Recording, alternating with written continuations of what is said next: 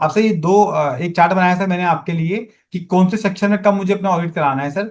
44 AD के अंदर business activity है सर, और if avail 44 AD and not avail in any next 5 year, then in next 5 year audit होगा sir आपका section 44 AD 4 के अंदर या 5 के अंदर ऑडिट होगा आपका। और जो क्लॉज सेलेक्ट करनी है सर मुझे, वो 44 ABE करनी है सर। ये सर बड़ी इंपॉर्टेंट क्लॉज है, ध्यान रखना सर। उसका एक रीजन है सर। विनोद जी, बाद में बड़ी होशो आवाज में कह रहा हूँ, बहुत ही पर्पसफुली कह रहा हूँ सर। बिकॉज सर अब जो मेरी टैक्स ऑडिट की लिमिट है ना सर, वो टैक्स ऑडिट की लिमिट है मेरी 60 की। एक सिंगल पर्सन की 60 की लिमिट है। लेकिन उस 60 की लिमिट के अंदर मेरे 44 AB और 44 ADA वाले टैक्स ऑडिट मेरे कवर नहीं होते बेसिकली। और सर इसलिए मुझे जो यूडीएन निकालते हुए, जब मुझे अगर 44 AD में टैक्स ऑडिट करना है तो मुझे 44 AB का ई वाला क्लॉज सेलेक्ट करना है, जिससे कि मेरी लिमिट में काउंट ना हो। और अगर सर वो मैंने गलत सेलेक्ट कर लिया, मैंने 44 AB का ए सेलेक्ट कर लिया, ए सेक्शन सेलेक्ट करना है यूडीएन के अंदर, तो सेक्शन मुझे बड़े ध्यान से सिलेक्ट करना है कि मुझे वो सेक्शन सिलेक्ट करना है सिर्फ 44 AB ई सेलेक्ट करना है। गलती से अगर मैंने 44 AB ए सेलेक्ट कर दिया तो मेरी वो 60 की लिमिट के अंदर कवर हो जाएगा बेसिकली। ठीक है, इसलिए मैंने आपको ये बात यहाँ पे note.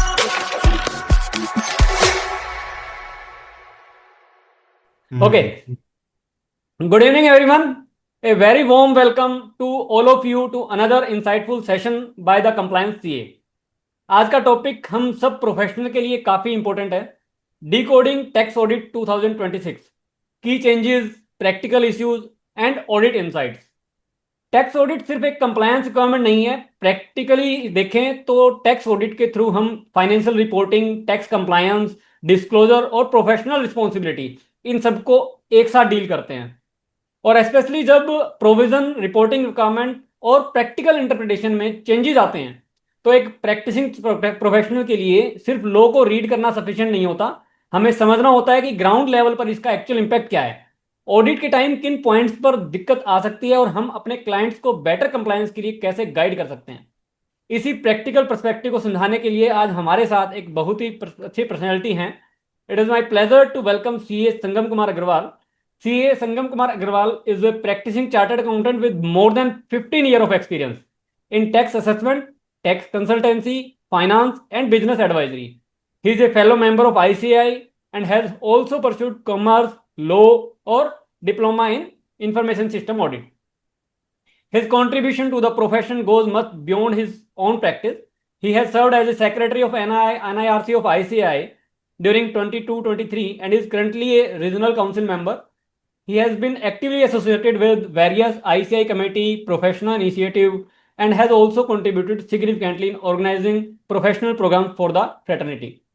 He is a frequent speaker on taxation and professional ethics, and his involvement with professional forums, NGOs, and various social and cultural organizations reflect his broader commitment towards the profession and society. So we are really fortunate to have someone with such a rich combination of practical experience, professional exposure, and institutional understanding with us today.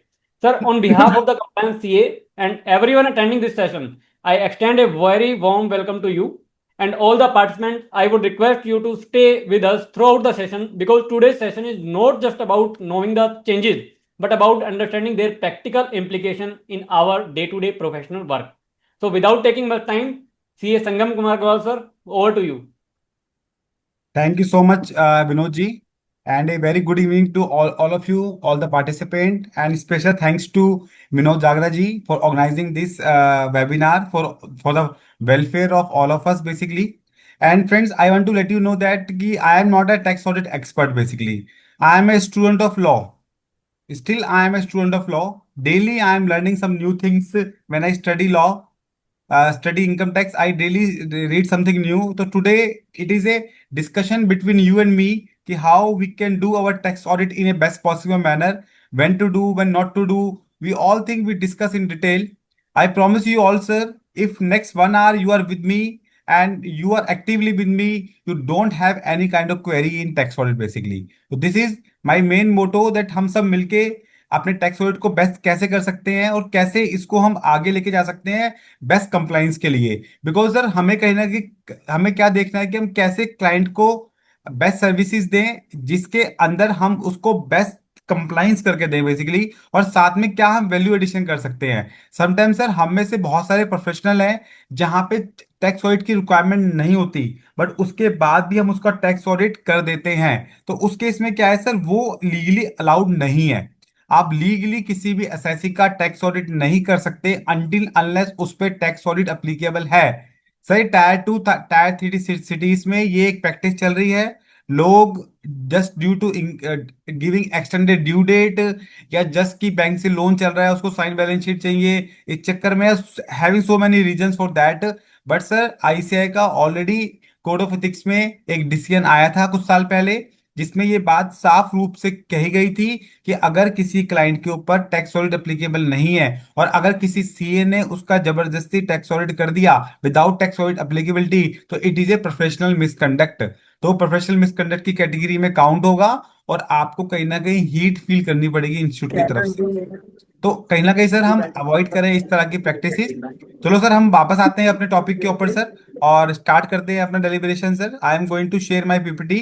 और sir मेरी आप सबसे request रहेगी कि कहीं भी आपको कोई भी डाउट है, आप आप चैट बॉक्स में लिखते जाएं। I will read out in between and definitely provide you answer on the spot, so that हमारा डेलिब्रेशन काफी इंटरेस्टिंग और प्रैक्टिकल रहे बेसिकली। मैंने कोशिश करी है अपने पूरे सेशन को प्रैक्टिकल रखने की। जितना मैंने अपना प्रैक्टिकल लाइफ में टैक्स आउट करके सीखा है, उन्हीं सब चीजों को यहाँ पे मैंने इनकॉर्पोरेट करा है आप सबके लिए। तो सर सब स्टार्ट करते हैं अपने सेशन को सर। तो सबसे पहले सर हम बात करते हैं सर, किस सेक्शन के अंदर कहां से हम टैक्स ऑडिट को स्टार्ट करें। तो सबसे पहले मुझे लगा था सेक्शन 44 ए बी, जो हमको पावर देता है टैक्स ऑडिट करने की। और दोस्तों मैं बताना चाहूंगा कि पूरे इनकम टैक्स एक्ट में एक ही सेक्शन है जहां पे ऑडिट हो सकता है। इसके अलावा किसी और सेक्शन में ऑडिट है ही नहीं आपका बेसिकली। ठीक है सर, हमें से बहुत सारे मेंबर्स जिन्होंने ज्वाइन कर रखा है उनका व्यू पॉइंट होगा, नहीं सर सेक्शन 44 ए डी है, 44 ए डी है, वहां भी होता है ऑडिट सर। सर वो ऑडिट कहता तो है, बट वो ऑडिट जो होगा वो ऑडिट सेक्शन 44 ए बी के अंदर ही होगा बेसिकली आपका। तो सर बेसिक सी बात है सर, अगर मेरी टोटल टर्नओवर 1 करोड़ रुपए की है बिजनेस के केस के अंदर, तो मुझ पे सेक्शन 44 ए बी एप्लीकेबल हो जाएगा, मुझे टैक्स ऑडिट कराना पड़ेगा। ऐसे ही सर मेरे पास एक हायर डिजिटल लिमिट भी है जो 10 करोड़ रुपए की है।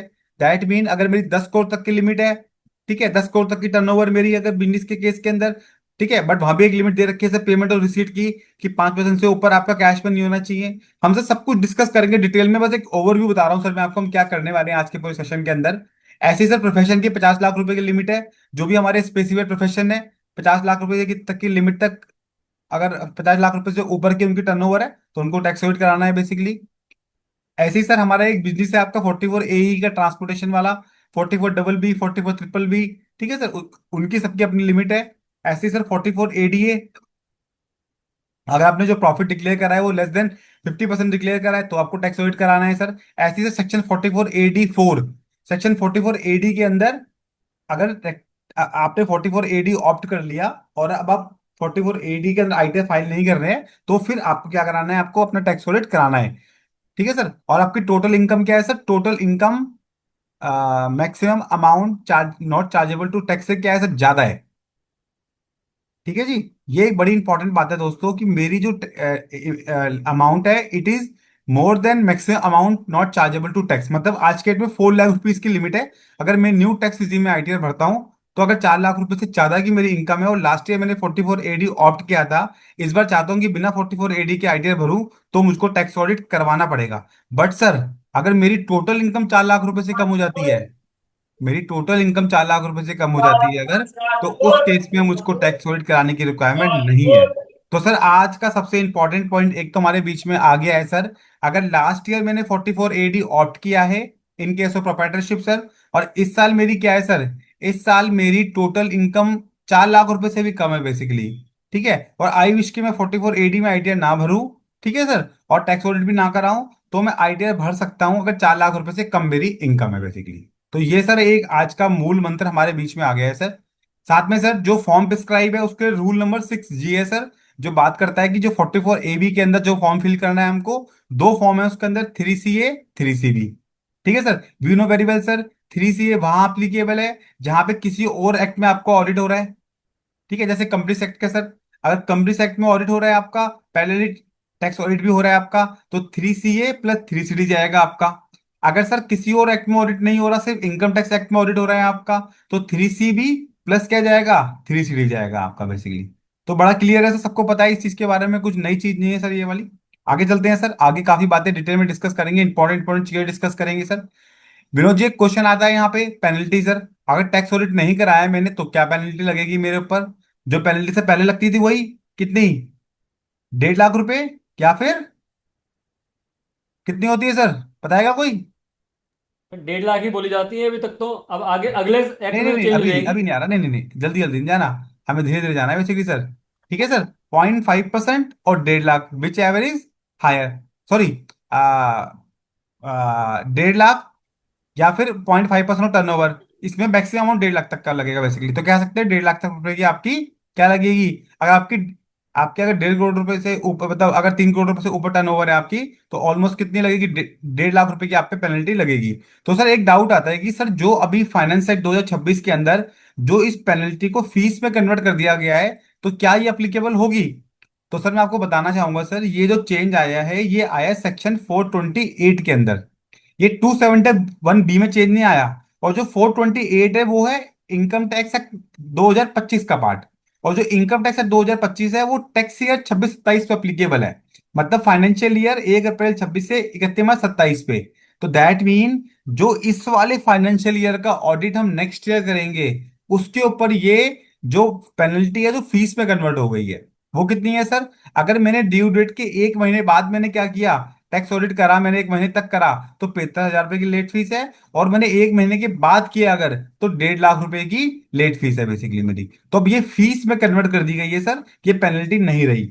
दोनों में फर्क क्या है सर? दोनों में इतना सा फर्क है, पेनल्टी लगाने से पहले शो कोज नोटिस देना अनिवार्य होता है, आपका मैटर एजुडिकेट होगा, उसके बाद पेनल्टी इम्पोज की जाएगी। फीस के केस में सर पहले आपको फीस जमा करनी है, फिर टैक्स ऑडिट अपलोड होगा बेसिकली। तो ये दोनों में मेन डिफरेंस है। बट इस साल के लिए जो हम लोग असेसमेंट ईयर 26-27 की ITR टैक्स ऑडिट कर रहे हैं बेसिकली, उसके ऊपर आपकी ओल्ड वाले पेनल्टी प्रोविजन अप्लीकेबल है, न्यू पेनल्टी प्रोविजन अप्लीकेबल नहीं है सर आप। ठीक है जी, क्लियर है? ऐसी सर एक बात और मैं आपको बताना चाहूंगा यहाँ पे, प्रदीप जी हो सकता है आप सुन रहे होंगे मेरी बात को सर, कि जैसे कि सर अभी एक चेंज और आया है सर आपका, PFI और ESI contribution, employer employee share of contribution.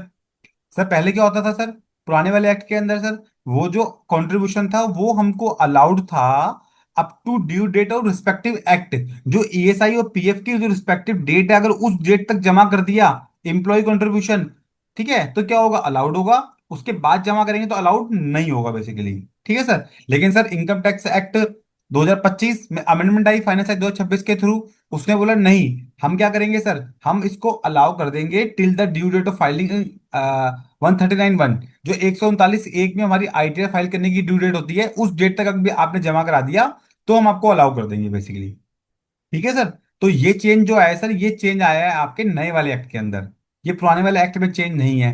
तो इसलिए सर जो इस बार हम टैक्स ऑडिट फिल करेंगे, टैक्स ऑडिट का 3CD का फॉर्म भरेंगे, उसमें जो डेट लेनी है हमको, वो date due date of respective act ही लेनी है हमको। उसके अंदर हमको क्या नहीं लेना, हमको due date of filing ITR नहीं लेनी वहां पे बेसिकली हमको। तो सर इस बात का हम विशेष ध्यान रखें, जिसकी वजह से हम कंफ्यूज ना हो कि अगर फाइनेंस एक्ट 2026 के अंदर कुछ रिस्पेक्टिव अमेंडमेंट हो चुकी है टैक्स ऑडिट के अंदर, तो उसको हम लोग कंफ्यूज ना हो कि वो इस साल अप्लीकेबल होगी या नेक्स्ट ईयर अप्लीकेबल होगी। तो सर ESI PF वाले पॉइंट का इम्पैक्ट हमको नहीं लेना।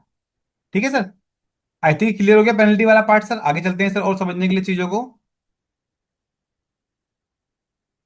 हाँ सर, जब तक हम लोग टैक्स ऑडिट की अप्लीकेबिलिटी पे बात नहीं करेंगे ना, बेसिकली टैक्स ऑडिट को समझना बहुत वेग हो जाएगा सर हमारे लिए। ठीक है। ठीक है सर, क्यों क्यों सर, बिकॉज क्या होता है, 80% जो डाउट होता है ना, ये टैक्स ऑडिट की अप्लीकेबिलिटी भी होता है, कि कब टैक्स ऑडिट होगा कब टैक्स ऑडिट नहीं होगा बेसिकली। और जब से सेक्शन 44AD और ADA आया है, तब से ये डिस्प्यूट और इंक्रीज हो गया है सर। जैसा सर मैंने अपने सेशन को स्टार्ट करते ही आपको बताया था कि जिस केस में टैक्स ऑडिट एप्लीकेबल नहीं है, और हम अगर टैक्स ऑडिट कर देंगे, चाहे वो जानबूझ के करें या गलती से करें, तो कहीं ना कहीं हम सबको इंस्टीट्यूट की हीट फील करनी पड़ेगी। तो इसलिए इस बात को जानना बहुत जरूरी है कि हमें कब टैक्स ऑडिट करना है, कब टैक्स ऑडिट नहीं करना। तो उसके लिए सर हमें प्रेजेंटिव सेक्शन को जानना भी जरूरी है। जैसा कि हम सबके सामने है सेक्शन आपका सेक्शन 44 AD और 44 ADA। ठीक है सर। सेक्शन 44 AD और ADA हम सबको पता है दोनों सेक्शन के बारे में सर, क्योंकि हम सब अपने ऑफिस में मैक्सिमम आईटीआर इन्हीं सेक्शन में भरते हैं सर, कि कौन एलिजिबल बिजनेस है, कौन स्पेसिफाइड पर्सन है। ठीक है। एलिजिबल बिजनेस एसएससी कौन कौन है, किस केस में इंडिविजुअल है, एचयूएफ है, पार्टनरशिप है। ठीक है। एलएलपी कवर नहीं होगी आपकी। ये सब सामने आप देख पा रहे हैं सर, ये सिंपल सिंपल बातें सब आपको पता है बेसिकली। इसमें कुछ भी ऐसी खास बात नहीं है बताने वाली। हम कुछ बातों को डिस्कस करेंगे एग्जाम्पल से। उसके लिए बेसिक अंडरस्टैंडिंग हमारे पास होनी चाहिए सर। सबसे पहले इंपॉर्टेंट बात क्या है सर, कि 44 AD में कब ऑप्ट कर सकता हूं सर, जब मेरी टर्नओवर 2 करोड़ और 3 करोड़ से कम है। अगर मेरी टर्नओवर 3 करोड़ से ऊपर चली जाएगी तो मैं 44 AD को ऑप्ट नहीं कर सकता। 2 और 3 करोड़ में क्या फर्क है सर, 2 करोड़ तक तो कैश की टर्नओवर चल जाएगी, लेकिन 3 करोड़ का बेनिफिट लेने के लिए आपको टोटल रिसीट और टोटल पेमेंट आपकी 5% से ऊपर नहीं होनी चाहिए। 5% या उससे कम ही होनी चाहिए आपकी टोटल रिसीट का 5%, कैश की पेमेंट, और टोटल पेमेंट का 5% कैश की पेमेंट, और टोटल रिसीट का 5% टोटल रिसीट। 5% से ज्यादा नहीं होनी चाहिए सर। आगे हम इसको एग्जाम्पल से भी समझेंगे बेसिकली। ऐसे ही sir in case of profession 50 lakh रुपए की लिमिट है सर। अगर 50 लाख रुपए से ऊपर आपकी टर्नओवर है तो आपको 44 ADA क्या होगा, अप्लीकेबल नहीं होगा। 44 ADA में आईटीआर नहीं भर सकते। बट आपको 75 की लिमिट तक हम 44 ADA में आईटीआर भरने दे रहे हैं। कब भरने दे रहे हैं, अगर आपका वही 5% वाली लिमिट में आप कवर हो जाते हैं। तो ये सर ये सब चीजें सर आप लोगों को कहीं ना कहीं बड़ी खूबी से पता है सर, तो मैं बात को रिपीट नहीं करूंगा सर। 44 AD में 6 और 8% 2% का रेट है सर। 6% आपका अगर सब चांस से बैंकिंग चैनल से है सर। 8% इनकेस अगर बैंकिंग चैनल से नहीं है। विनोद जी यहाँ पे एक बड़ा इंपॉर्टेंट क्वेश्चन आता है जिसमें आपको ध्यान देने की बहुत ज्यादा जरूरत है। मैं सीमा जी से भी रिक्वेस्ट करूंगा कि वो भी ध्यान देंगे इस वाले क्वेश्चन के ऊपर, क्योंकि बड़ा इंपॉर्टेंट फैक्टर है। मैं एक एग्जांपल लेता हूं कि टोटल मेरी 90 लाख रुपए की सेल है फाइनेंशियल ईयर 25-26 की। 90 लाख रुपए में से 80 लाख रुपए मुझको 31 मार्च 2026 तक रियलाइज हो गए हैं। 10 लाख रुपए मुझको रियलाइज नहीं हुए हैं। आज की डेट में बैठ के मैं ITR 4 भर रहा हूं इस प्रोप्राइटरशिप की। टोटल 90 लाख रुपए की टर्नओवर है। अब मैं क्या करता हूं सर प्रैक्टिकली, 90 लाख पे 6% दिखाया और मैंने आईटीआर भर दी। प्रैक्टिकल तो ये करता हूँ सर मैं बेसिकली, क्योंकि सब ट्रांजेक्शन मेरी बैंकिंग चैनल से हो रही है। जो मेरे 80 लाख के मेरे सेल थी सब बैंक में आई थी। 10 लाख रुपए की अभी भी संडी डाटा खड़े हैं मेरे पास। तो 90 लाख रुपए ITR 4 में दिखाई, 6% का प्रॉफिट दिखाया, आईटीआर भर दी मैंने, उसकी बात खत्म। जबकि ये इनकरेक्ट है सर। सेक्शन 44 AD का प्रोवाइजो आपको कहता है कि जो अमाउंट आपने रियलाइज नहीं किया till the date of filing ITR, जिस date till the date of filing ITR जो पैसा आपने रियलाइज नहीं किया वो आपका संडे डेटर है। और संडे डेटर अगर till the date of ITR आपने रियलाइज नहीं किया तो वो 8% की कैटेगरी में आएगा, 6% की कैटेगरी में नहीं आएगा। मनोज जी आई आपको बात समझ आ रही है।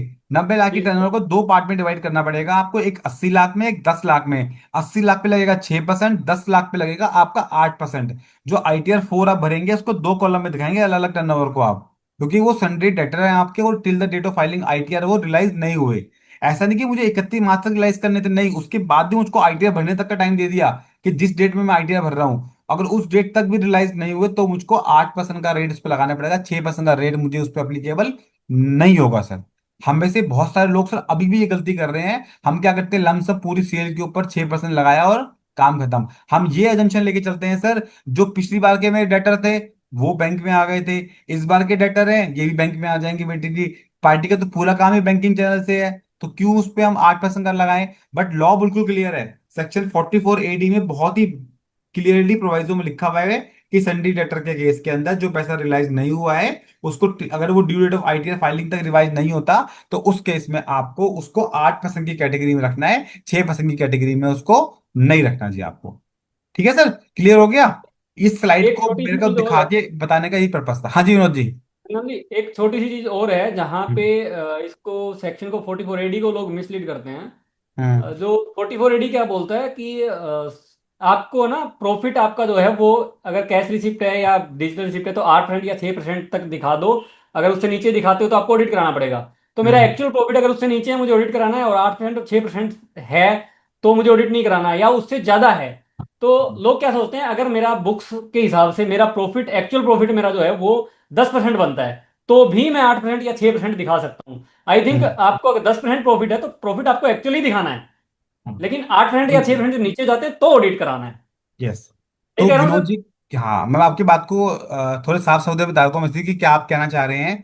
यहाँ पे विनोद जी कहना चाह रहे हैं कि डिक्लेयर प्रॉफिट और actual profit whichever is higher उतने पे आपको आईटीआर भरनी है। अगर आपने जो exactly. Book basic books accounts बनाए हैं आपने, उसके बेसिस पे जो प्रॉफिट आ रहा है वो 10% आ रहा है, और यहाँ पे आपकी 6% की एलिजिबिलिटी बनती है, तो 6% पे आईटीआर नहीं भरनी, आपको 10% पे आईटीआर भरनी है बेसिकली। तो लॉ में साफ साफ लिखा हुआ है विच एवर इज हायर। और सर इनकम टैक्स एक्ट 2025 में आने के बाद तो सेक्शन 58 है इसका, उसमें और इस बात को बहुत सफाई से और बाखूबी से लिख दिया गया है कि भैया विच एवर इज हायर, दोनों में से जो भी हायर अमाउंट होगा वो ही आपको आईटीआर के लिए टोटल इनकम कंसिडर की जाएगी बेसिकली। ठीक है सर, चलते हैं सर आगे इसके एग्जैक्टली। अंदर। आप सर देखो, टैक्स रेट कब अप्लीकेबल है उसके लिए कुछ एग्जांपल से हम समझेंगे बातों को, तो ज्यादा अच्छे से समझ पाएंगे, अदरवाइज हमें क्लैरिटी नहीं मिलेगी सारी चीज की। ठीक है सर। तो सबसे पहले सर मैं आपसे एग्जांपल लूंगा, आप मुझे प्लीज चैट बॉक्स में कुछ रिप्लाई करना, जितना सेशन हमारा इंटरेक्टिव रहेगा ना सर उतना ज्यादा हमें अच्छा इसका आउटपुट मिलेगा सेशन का। अगर मिस्टर ए हैं जिन्होंने बिजनेस स्टार्ट किया मैन्युफैक्चरिंग का, वो उनका फर्स्ट ईयर है और सारी टर्नओवर उनकी कैश में आती है, उनकी 1.5 करोड़ की टर्नओवर है, नेट प्रॉफिट उनका 8 लाख रुपए का है और टोटल इनकम उनकी 8.5 लाख रुपए की है बेसिकली। तो अब मुझको ये बताना है कि क्या मुझ पे टैक्स ऑडिट अप्लीकेबल होगा, क्या मैं 44 AD अप्लीकेबल होगा या नहीं होगा बेसिकली। तो मिस्टर ए है, स्टार्ट किया मैन्युफैक्चरिंग का बिजनेस, फर्स्ट ईयर है, सारी कैश की ट्रांजेक्शन है, 1.5 लाख की टर्नओवर है, नेट प्रॉफिट 8% है, 8 लाख रुपए का है, टोटल इनकम 8.5 लाख रुपए की है उनकी। तो मुझको ये आपको ये बताना है कि क्या इस केस में टैक्स ऑडिट अप्लीकेबल होगा, और दूसरा 44 AD अप्लीकेबल होगा, या 44 AD में आईटीआर भर सकता हूँ या नहीं भर सकता basically. Any one answer in chat box. नहीं सर, ऑडिट करानी पड़ेगी। ऑडिट करवानी प्रॉफिट पड़ेगी। अच्छा। 8% से ज़्यादा प्रॉफिट है सर। हम्म। कम है प्रॉफिट। ओके, चलो हम डिस्कस करते हैं, अभी कोई रिप्लाई नहीं आया हमारे पास, हम लेकिन डिस्कस कर लेते हैं सर इसको। इसका आंसर है सर 44 AD के लिए नो, 44 AD का टैक्स ऑडिट एप्लीकेबल नहीं होगा सर यहाँ पे। क्यों अप्लीकेबल नहीं होगा अभी आंसर करूंगा मैं आपको सर। यहाँ पे जो टैक्स ऑडिट अप्लीकेबल होगा वो 44 AB का टैक्स ऑडिट अप्लीकेबल होगा सर। 44 AD का क्यों अप्लीकेबल नहीं होगा उसका सर एक लॉजिक है। विनोद जी आपने भी इनकरेक्ट आंसर दिया था। क्यों आंसर इनकरेक्ट दिया था? अंटिल मैंने यहाँ वर्ड लिखा था फर्स्ट ईयर, कि मेरी फर्स्ट ईयर की टर्नओवर है बेसिकली। ओके जब ओके ये ओके। मेरी फर्स्ट ईयर की टर्नओवर है तो 44 AD की बात ही नहीं है सर, आज से पहले मैंने कोई 44 AD ऑप्ट ही नहीं कर रखा मैंने। तो मुझे 44 AD में तो टैक्स तब करना होता है जब मुझे ऑप्ट आउट करना हो। जब मुझे ऑप्ट आउट तो तब करना होगा ना जब जब मैंने पहले ऑप्ट इन करा होगा। यहाँ तो ऑप्ट आउट का कोई पॉइंट ही नहीं है। तो इसलिए यहाँ पे क्या है, यहाँ पे मुझे 44 AD में टैक्स ऑडिट नहीं करवाना, मुझे 44 AB में टैक्स ऑडिट करवाना है। जो मुझे क्लोज सेलेक्ट करनी है वो 44 AB की सब क्लोज 1 में मेरा टैक्स ऑडिट होगा, ना कि 44 AB की ई वाली क्लोज में टैक्स ऑडिट होगा मेरा बेसिकली यहाँ पे। क्लियर हो गया सर? ठीक है सर। Yes sir. हाँ आगे चलते हैं सर। आगे चलते हैं नेक्स्ट क्वेश्चन में सर। एक मिस बी है, वो ट्रेडिंग टर्नओवर उनकी ऑल कैश में 90 लाख रुपए की, नेट प्रॉफिट है 10 लाख रुपए का, साथ में क्या है वो डॉक्टर भी है बेसिकली। आपने देखा होगा सर डॉक्टर क्या करता है सर, डॉक्टर कंसल्टिंग भी करता है, साथ में मेडिकल शॉप भी खोल लेता है सर दवाई देने के लिए। तो सब मान सकते हो कि उसकी ट्रेडिंग टर्नओवर 90 लाख रुपए की है, इसमें 10 लाख का प्रॉफिट है, साथ में डॉक्टर से 45 लाख की रिसीट है, जिसमें उसका नेट प्रॉफिट 25 लाख रुपए का है बेसिकली। तो अब आप और टोटल इनकम उसकी 32 लाख रुपए की है।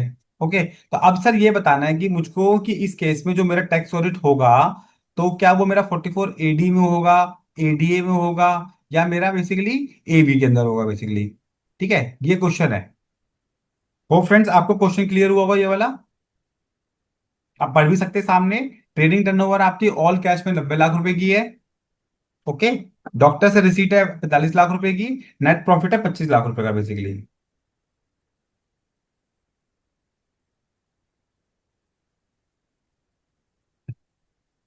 मैं बता दो क्या आंसर है सर, कंफ्यूज नहीं करूंगा आप लोगों को सर। तो सबसे पहले सर 44 AD अप्लीकेबल नहीं होगा, बिकॉज जैसे ही डॉक्टर वर्ड इस्तेमाल किया सर, डॉक्टर के आते क्या हुआ, 44 ADA पिक्चर में आ गया।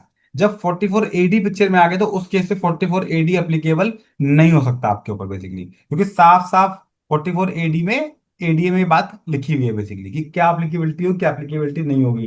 तो 44 एडी में लिखा हुआ है कि जो स्पेसिफाइड पर्सन होगा वो ये 44 एडी के अंदर कवर नहीं होगा बेसिकली आपका। ठीक है सर। उसके बाद आपका आती है 44 एडी, एडीए की। अब सर देखो 45 लाख रुपए की इसकी क्या है, 45 लाख रुपए की टोटल फीस है इसकी, और नेट प्रॉफिट दिखा रखा है 25 लाख रुपए का। तो ये तो हमने 50% ज्यादा दिखा रखा है। ठीक है जी। तो अब जो इसका टैक्स ऑडिट की एप्लीकेबिलिटी आएगी, वो क्या कर सकते किस ये मतलब I mean to say that ये 44 एडीए के अंदर अपनी आईटीआर फिल कर सकते हैं फॉर द डॉक्टर रिसीट। जो डॉक्टर से रिसीट आई है इनके इनके पास बेसिकली, उसकी जो आईटीआर है, आईटीआर जो आईटीआर 44 एडीए में भरनी है ही कैन फिल। बट ये 44 एडी में आईटीआर नहीं भर सकते, because as soon as you become a specified person आप 44 एडी से आउट हो जाते हो बेसिकली। ठीक है सर। तो अब क्या होगा सर, इनके ऊपर 44 ए भी एप्लीकेबल नहीं होगा, क्योंकि बिजनेस रिसीट इनकी क्या है, 1 करोड़ रुपए से कम है इनकी बेसिकली। ठीक है। तो अब ये इनकी जो आईटीआर फाइल होगी, ठीक है सर, तो जो वो 44 एडी में जो बिजनेस रिसीट वाला पार्ट है वो इस डॉक्टर की रिसीट वाला पार्ट है वो कवर हो जाएगा इसके अंदर। क्लियर है सर। आगे चलते हैं ये सर। सर अपनी सारी हाँ, इनकम 44 एडीए में लेके जाएगा? सारी इनकम लेके जाएगा सर, जो डॉक्टर से रिसीट हुई है वो लेके जाएगा सर।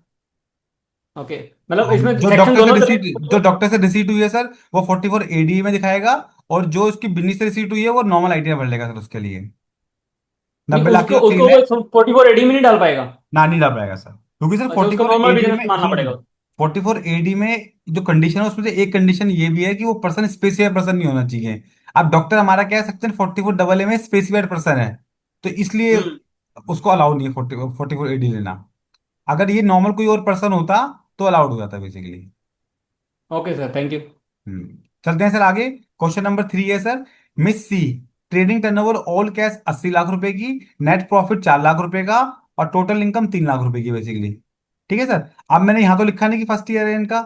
अब जो नेट प्रॉफिट है 4 है, तो 80 लाख का देखिए कितना परसेंट, 80 लाख का हम देखते हैं 6%, 8 से 48, 4 लाख 80 लाख 80 हजार बनता है। तो ये तो इन्होंने क्या दिखाया है सर, 4 लाख रुपए दिखाया है, तो 6% से कम प्रॉफिट दिखा रहे हैं बेसिकली। जबकि यहाँ तो 8% तो मिनिमम दिखाना चाहिए, क्योंकि सारी कैश के टर्नओवर है बेसिकली यहाँ पे इनकी। तो यहाँ पे क्या हो गया सर, यहाँ पे इस साल के अंदर क्या होगा। नॉर्मल रिटर्न भर देगा सर ये तो। हाँ सर, नौ, क्योंकि मैक्सिमम देखो, टैक्सेबल इनकम से कम है। हाँ जी हाँ, 1 करोड़ से एक कम टोटल टर्नओवर इनकम। है तो 44 एडी का टैक्स ऑडिट नहीं हुआ। ठीक है जी, क्योंकि 1 करोड़ से टर्नओवर कम है आपकी बेसिकली। और आज से पहले कभी आपने 44 एडी ऑप्ट नहीं कर रखा था, वैसा कुछ नहीं बताया क्वेश्चन के अंदर, तो इसलिए कोई अलग से हमको 44 एडी ऑप्ट करने की रिक्वायरमेंट नहीं है। ना मेरा 44 एडी अप्लीकेबल होगा, ना 44 ए भी अप्लीकेबल, क्योंकि टर्नओवर 1 करोड़ से कम है यहाँ पे। तो नॉर्मल आईटीआर 3 भर के मैं आईटीआर फाइल कर सकता हूँ यहाँ पे, कोई टेंशन की बात नहीं है इसके अंदर। ठीक है सर। जी सर। 44 एडी का टैक्स ऑडिट तब अप्लीकेबल होता है जब मैंने लास्ट ईयर में 44 एडी ऑप्ट कर रखा हो, और मैं अब मैं मुझे 44 एडी में आईटीआर फाइल कर सकता हूं, बट मैं नहीं कर रहा। तो उस केस से मेरे पे 44 एडी का टैक्स ऑडिट अप्लीकेबल हो जाएगा बेसिकली। आगे चलते हैं sir. Mister D, trading turnover है उसकी ऑल कैश में 95 लाख रुपए की, और कमीशन इनकम है 6 लाख रुपए की, नेट प्रॉफिट है 15 लाख रुपए का, टोटल इनकम 14 लाख रुपए की बेसिकली। तो आप मुझे बताना है कि क्या मैं 44 एडी में आईटीआर भर सकता हूँ, क्या मेरा 44 एबी के अंदर टैक्स ऑडिट होगा। अगर मैं टोटल हम्म। टर्नओवर की बात करता हूँ तो 95 लाख प्लस 6 लाख, 1 करोड़ से ऊपर हो गई। ठीक है सर। और कमीशन इनकम में तो 44 एडी मिलता नहीं है, तो क्या हो गया सर, मैं 44 एडी से बाहर हो गया। लेकिन टोटल टर्नओवर बिजनेस तो मेरा एसएससी तो एक ही है, मिस्टर डी इंडिविजुअल है, तो उसकी दोनों रिसीट ऐड करेंगे टर्नओवर चेक करने के लिए। तो यहाँ पे क्या हुआ सर, यहाँ पे मेरी टर्नओवर 1 करोड़ से ऊपर चली गई। किसी का रिप्लाई आया देखते हैं सर, यहाँ पे किसका रिप्लाई आया है। But if total income is less than chargeable to tax then I am still liable to file ITR. क्या कहते हैं, but if total income is less than chargeable to tax then I am still liable to file ITR. देखो sir, ITR file करना एक अलग चीज है। आपकी टोटल इनकम से कम इनकम है, 4 लाख से कम इनकम है, लेकिन आईटीआर फाइल करने की अदर कंडीशन पूरी हो रही है कि आपने 1 लाख रुपए से ऊपर फॉरेन टेबल पे जमा कराया है, 10 लाख से ऊपर कैश जमा कराया है, ऐसे अदर कंडीशन पूरी हो रही है, तो तब भी आपको आईटीआर फाइल करने की रिक्वायरमेंट है। अगर बेसिक वेनिला केस में बात करेंगे सर, आपकी टोटल इनकम अगर maximum amount not chargeable tax से कम है अगर, ठीक है, तो उस केस में आपको फाइल करने की रिक्वायरमेंट नहीं होती बेसिकली आपकी। बट अदर कंडीशन ट्रिगर हो जाती है तो आपको फाइल करने की रिक्वायरमेंट आपकी होती है। तो सर हमारे इस वाले केस के अंदर आप इसका अगर आंसर देखेंगे सर, इस वाले केस के अंदर जो 44 AD है वो अप्लीकेबल नहीं होगा, लेकिन सेक्शन 44A भी अप्लीकेबल हो जाएगा, बिकॉज टोटल टर्नओवर क्या है सर, आपके 1 करोड़ से ऊपर चले गई आपकी, ये मिस्टर डी वाले क्वेश्चन के अंदर बेसिकली। ठीक है सर। चलो सर आगे चलते हैं सर। मिस्टर ई टर्नओवर ऑल बैंक असेसमेंट 25-26। आपका थोड़ा ट्विस्ट आया है सर हमारे क्वेश्चन के अंदर। जो मिस्टर ई है सर, उनकी टर्नओवर बैंक से है असेसमेंट 25-26 में 150 लाख, 1.5 करोड़ रुपए की। उन्होंने 44 AD अवेल कर रखा है। अब सर 26-27 के अंदर टर्नओवर उनकी 2 करोड़ 25 लाख रुपए की बेसिकली। ऑल बैंक, इसमें सारी बैंक से आपकी। नेट प्रॉफिट 10 लाख रुपए है, टोटल इनकम 8.5 लाख रुपए की है। तो क्या मैं 44 AD में ITR फाइल कर सकता हूँ? पहली बात तो सर, टर्नओवर मेरी 3 करोड़ से कम है, कर सकता हूँ सर फाइल। लास्टली मैंने 44 AD ऑप्ट कर रखा था बेसिकली। पहली बात तो क्या है सर, मैं 44 AD ऑप्ट कर सकता हूँ, 3 करोड़ से कम टर्नओवर पे भर सकता हूँ। लेकिन मेरा नेट प्रॉफिट कितना है सर यहाँ पे? 8%। जो 225, 2 करोड़ 25 लाख का जो अगर मैं निकालता हूँ 6% कितना बनता है बेसिकली, तो इसका 6% बनेगा सर, 2 बच्चे 6 दूनी 12, 13.5 लाख सर, साढ़े साढ़े तेरह तेरह लाख लाख का। सर। लेकिन मेरा नेट प्रॉफिट कितना है सर? नेट प्रॉफिट आ रहा है मेरा 10 लाख रुपए का यहाँ पे बेसिकली। ठीक है। तो अब क्या हुआ सर, वो तो कम हो गया सर मेरा। ठीक है सर, वो क्या हो गया, 6% से कम हो गया। तो अब इस केस में क्या होगा सर? इस केस में सर, इस केस का अगर आंसर आप देखते हैं अगर, तो 44 AD तो क्या हो गया सर, जो टैक्स ऑडिट है मेरा 44 AD में अप्लीकेबल नहीं हो रहा है यहाँ पे बेसिकली। और ये क्या हो रहा है सर, 44A भी अब बताओ उसका रीजन क्या है होने का सर यहाँ पे। जो ये लिमिट थी आपकी ना सर, जो ये आपकी लिमिट थी 2 करोड़ वाली, वो लिमिट आपकी बीच हो गई। आपकी टर्नओवर 2 करोड़ की लिमिट से ज्यादा चली गई बेसिकली आपकी यहाँ पे। और क्या कर रहे हैं सर आप यहाँ पे अब, और यहाँ पे जो टैक्स ऑडिट हो रहा है सर आपका, ड्यू टू जो आपकी 144 AB की जो लिमिट है, वो लिमिट बीच होने के चक्कर में आपका क्या हो रहा है, टैक्स ऑडिट हो रहा है यहाँ पे। तो इसलिए क्या है सर यहाँ पे, आपका 44 AD में टैक्स ऑडिट ना होते हुए ये आपका 44 AB में टैक्स ऑडिट हो रहा है। और सर इसी एग्जांपल के अंदर मेरी जो टर्नओवर थी, अगर वो 2 करोड़ रुपए से कम होती बेसिकली, अगर यही टर्नओवर मेरी 2 करोड़ रुपए से कम होती, और मैं अगर 44 AD में ITR भरना चाहता, तो भर सकता था 44 AD में ITR। ठीक है। सब्जेक्ट टू मुझे क्या करना पड़ता था, मुझको मुझको जो मेरा 6% है उतना प्रॉफिट दिखाना पड़ता। बट लेकिन मैं चाहता हूँ कि 44 AD में ITR नहीं भरता और मेरा टैक्स ऑडिट हो, तो उस केस में मेरा 44 AD के अंदर क्या होता, टैक्स ऑडिट एप्लीकेबल हो जाता मेरे ऊपर बेसिकली, क्योंकि टर्नओवर क्या है सर मेरी 2 करोड़ से कम है। तब भी मैं क्या कर रहा हूँ सर, 44 AD में ITR फाइल नहीं कर रहा, और ITR बिना बिना 44 AD के फाइल करना चाहता हूँ, टैक्स ऑडिट एप्लीकेबल हो जाएगा। 44 AB में ना होगी, फिर 44 AD में एप्लीकेबल हो जाएगा मेरे ऊपर। ठीक है सर, आगे चलते हैं सर। हम्म। ऐसे सर मिस्टर एफ है, turnover first year all cash AY 25-26 120 lakh. ठीक है। नेट प्रॉफिट 10 लाख रुपए। एंड नो 44 AD, कोई 44 AD नहीं लिया सर उन्होंने उस साल के अंदर। Turnover all bank 26-27 2 crore 20 lakh रुपए। नेट प्रॉफिट 20 लाख रुपए, और नेट प्रॉफिट 20 लाख रुपए। तो क्या 44 AD एप्लीकेबल होगा? अब ये क्वेश्चन है सर। अब सर लास्ट ईयर तो मैंने कोई 44 AD ऑप्ट नहीं किया। 1 करोड़ 20 लाख की टर्नओवर थी। अपना नॉर्मल टैक्स ऑडिट कराया, 10 लाख का प्रॉफिट दिखाया, ITR भर दी मैंने। कोई टेंशन की बात नहीं है यहाँ पे सर। अब इस साल क्या है सर, मेरी टर्नओवर होगी 2 करोड़ 20 लाख रुपए की। ठीक है। और मैं नेट प्रॉफिट दिखा रहा हूँ 20 लाख रुपए का। ठीक है। अब 2 करोड़ 20 लाख रुपए का अगर मैं सारी बैंक से ट्रांजेक्शन है, तो उनको 6% प्रॉफिट दिखाना है सर मुझे। अब 2 करोड़ 20 के ऊपर का 6% दिखाता हूँ मैं प्रॉफिट, तो 6 दूनी 12, 13 साढ़े 13 लाख रुपए के आसपास की फिगर निकल के आएगी। और हाँ मेरा इधर नेट आएगा सर। नेट प्रॉफिट है मेरा बेसिकली 20 लाख रुपए का। तो क्वेश्चन है यस, मतलब क्योंकि टर्नओवर ऑल बैंक से, सब सारी टर्नओवर किससे है सर, मेरी यहाँ पे बैंक से है। तो I can fill my ITR under 44 AD, क्योंकि 3 करोड़ से कम टर्नओवर है और सारी बैंक से है। मैं 44 AD में ITR भर सकता हूँ। बट अगर मैं 44, अगर मैं 40 इसमें ITR नहीं भरता, तो जो मेरा टैक्स ऑडिट होगा, जो मेरा टैक्स ऑडिट होना है बेसिकली, उसका जो सेक्शन होगा, ठीक है, वो क्या होगा सर मेरा, वो सेक्शन होगा मेरा 44 AD। 44 AB सेक्शन नहीं होगा यहाँ पे किसी मेरा। उसका रीजन क्या है सर, मेरी जो टर्नओवर है AY 26-27 की, वो 2 करोड़ 20 लाख रुपए है बेसिकली। ठीक है। 3 करोड़ से कम की लिमिट है मेरे पास अभी। ऑल्दो जो मेरा प्रॉफिट है, वो प्रॉफिट मेरा 6% ज्यादा का है। मैं प्रॉफिट डिक्लेयर कर रहा हूँ 20 लाख रुपए का बेसिकली। ठीक है। जो कि 6% ज्यादा है मेरे पास। बट स्टिल क्या होगा सर, मेरा जो टैक्स ऑडिट होगा वो 44 AD में, मतलब 44 AD मेरे को एप्लीकेबल हो जाएगा सर यहाँ पे। ठीक है सर, यही सर प्रॉफिट मेरा 6% से कम होता अगर, तो फिर मैं 44 AD में ITR फाइल नहीं कर सकता था। मैं मुझको क्या करना पड़ता सर, मुझको मुझको जो मुझको टैक्स पेड कराना पड़ता, अगर मैं 6% से कम का प्रॉफिट यहाँ पे शो करता। एक सेशन के बाद में कॉल करता हूँ। ठीक है सर, लास्ट क्वेश्चन पे आते हैं सर। मिस्टर जी चार्ट अकाउंटेंट है, आपके आपकी उम्मीद है चार्ट अकाउंटेंट है मिस्टर जी सर।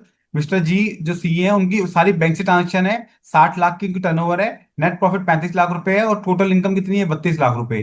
अब सर 35 लाख 60 लाख का मोर देन 50% है। ठीक है सर, तो क्या मैं ITR 44 AD एडीए में ITR भर सकता हूँ? यहाँ पे टर्नओवर कितनी होगी सर, 50 लाख से ऊपर, बट अभी भी क्या है सर, 75 लाख से कम है, क्योंकि बैंकिंग ट्रांजेक्शन की किसी 75 लाख रुपए की लिमिट है सर आपकी। तो इस केस में क्या है sir, I can file my ITR in 44 ADA।